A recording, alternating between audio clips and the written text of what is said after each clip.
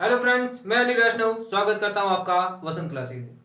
आज की क्लास में हम अध्याय 16 प्राकृतिक संसाधनों का संपोषित प्रबंधन, इसके ऊपर हम कुछ महत्वपूर्ण प्रश्नों के चर्चा करेंगे जिनके माध्यमिक शिक्षा बोर्ड में पूछे जाने की भी संभावना है। तो चलिए, पहला प्रश्न है, जीवाश्म ईंधन के दो उदाहरण लिखिए। तो जीवाश्म ईंधन के दो उदाहरण जैसे कि कोयला तथा पेट्रोलियम। पेट्रोलियम में अलग अलग उत्पाद होते हैं, पेट्रोल, डीजल, ये भी आप लिख सकते हो। तो इसका आंसर हो जाएगा कोयला तथा पेट्रोलियम। फिर दूसरा क्वेश्चन है, अमृता देवी बिश्नोई राष्ट्रीय पुरस्कार किससे संबंधित है? तो ये किससे संबंधित है? जीव संरक्षण से संबंधित है, यानी कि ये पुरस्कार जीव संरक्षण के उपलक्ष्य में दिया जाता है। फिर अगला क्वेश्चन है, गंगा नदी पर बने बांध का नाम बताइए। तो गंगा नदी पर जो बांध है उसका नाम है टिहरी बांध। तो इसका आंसर हो जाएगा टिहरी बांध। फिर अगला क्वेश्चन है, चिपको आंदोलन आंदोलन कहां पर हुआ था? तो ये कहां पर हुआ था? उत्तराखंड। उत्तराखंड में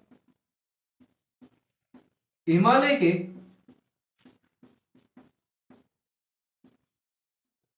गढ़वाल के रैनी गांव में हुआ था।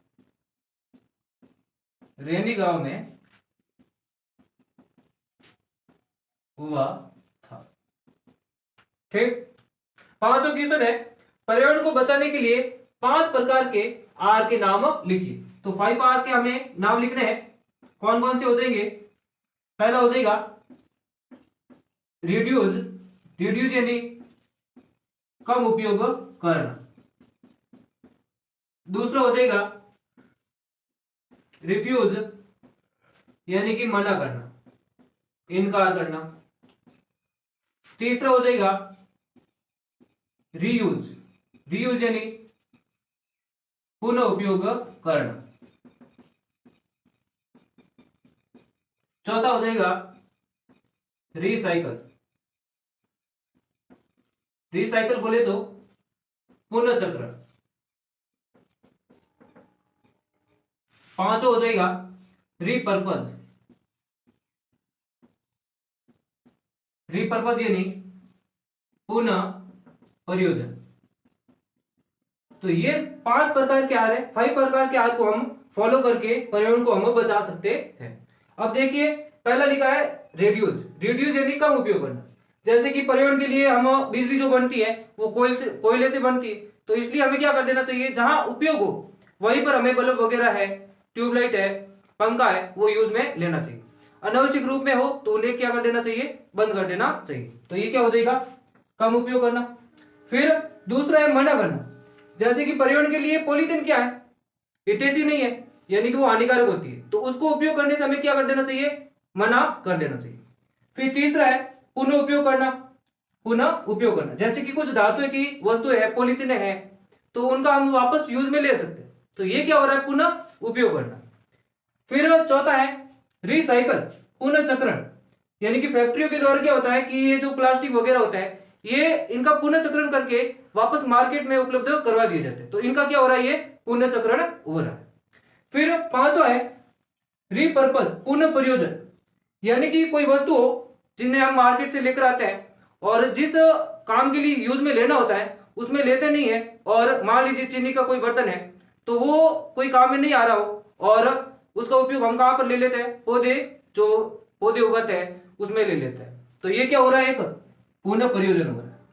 तो ये इस प्रकार के 5 प्रश्न है, आपको अच्छी तरीके से समझ में आए होंगे। चलिए आगे बढ़ते हैं। चलिए अगला क्वेश्चन है, बड़े बांध निर्माण से उत्पन्न कोई एक समस्या लिखिए। तो क्या होता है कि हम बड़े बांध का जब निर्माण किया जाता है तो पेड़ों को अधिकतर मात्रा में क्या किया जाता है, काटा जाता है। तो इसका एक उत्तर लिख दीजिएगा, पेड़ों को क्षति पहुंचाना। तो ये मतलब क्या, एक समस्या होगी, ये एक समस्या है। दूसरी क्या लिख दीजिएगा, जैव विविधता का प्रभावित होना। जैव विविधता का प्रभावित होना। और लिखना चाहो तो तीसरा और लिख दीजिएगा, पर्यावरण संतुलन बिगड़ना। पर्यावरण संतुलन बिगड़ना। तो इनमें से कोई एक लिख दीजिएगा। फिर अगला क्वेश्चन है, जल संरक्षण के 2 उपाय लिखिए। तो जल संरक्षण के लिए क्या करना, छोटी छोटी झीलों का निर्माण करना, ये एक उपाय है। दूसरा, और जैसे कि घरों की छतों से जल को एकत्रित करना।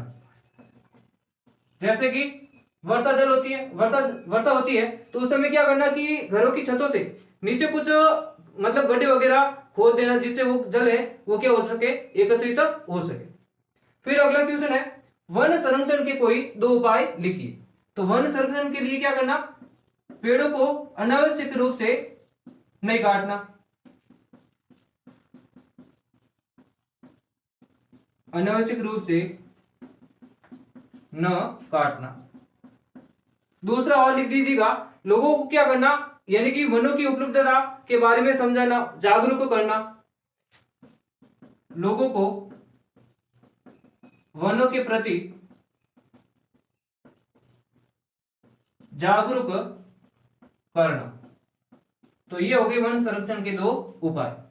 फिर अगला क्वेश्चन है, गंगा जल में किस रोग जन्य सूक्ष्म जीव द्वारा जल संदूषित होना पाया गया। संदूषित यानी प्रदूषित, दूषित होना। जो इसका उत्तर हो जाएगा कैलिफॉर्म जीवाणु, कैलिफॉर्म जीवाणु। ठीक। अगला क्वेश्चन है, कैलिफॉर्म जीवाणु मानव शरीर के किस भाग में पाया जाता है। तो कौन से भाग में पाया जाता है, मनुष्य के आंत में पाया जाता है। तो इसका आंसर हो जाएगा मनुष्य के आंत।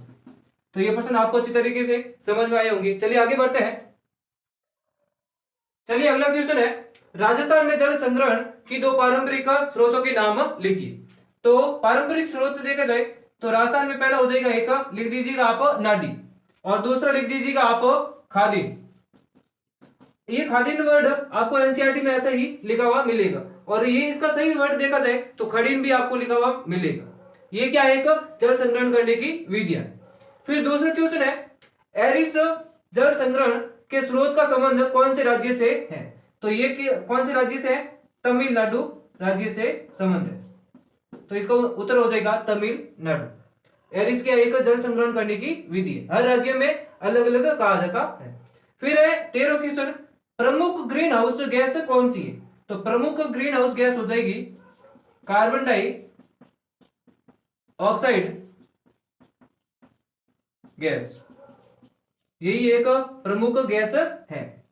चलिए आज की क्लास यहीं पर समाप्त करते हैं, मिलते हैं नेक्स्ट क्लास में। तब तक हमारे साथ बने रहिए, हमारे चैनल को सब्सक्राइब करें, लाइक करें, शेयर करें। धन्यवाद, जय हिंद।